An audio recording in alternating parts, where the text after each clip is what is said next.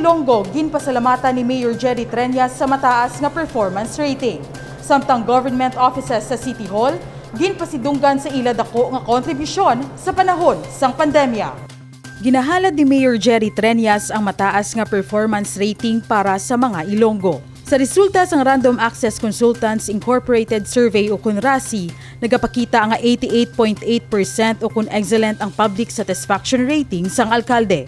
Suno sa alkalde, dako nga pagsalig ang ginahatag sa iya sang mga Ilonggo, kagini ang iya ginapasalamatan kag padayunon pa sa maabot nga mga tinuig. First of all, kapasalamat gid ako sa ining satisfaction rating nga nakuha sa aton nga diri sa city.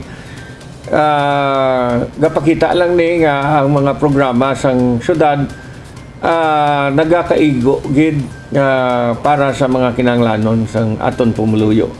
Ang ini nga mataas nga rating dapat ibalikan ta lang nga mas maayo pa gid nga pagserbisyo diri sa aton sa syudad.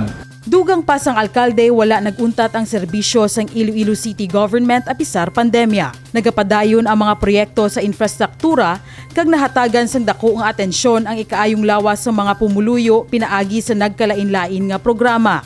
Why gid naguntat, and I think we should all be proud nag-insight ang Iloilo City Government sa mga pandemic responses nga nakita naton sa iting mga tion nga daw pagtilaw nga tanan gid apektado.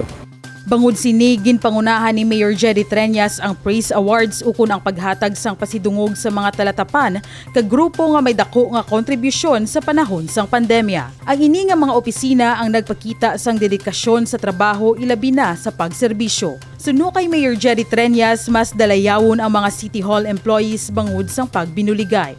Ang aton nga syudad isa ka silhig nga bukog. Mausar mo ang silhig nga bukog kaysa kada isa may ginaubra para sa aton palangga nga pumuluyo. Kung paon mo nga isa lang, hindi mo mapuslan, pero kung tanan nga ni ara nga binuligay, mausar ta sa gusto ang silhig nga bukog.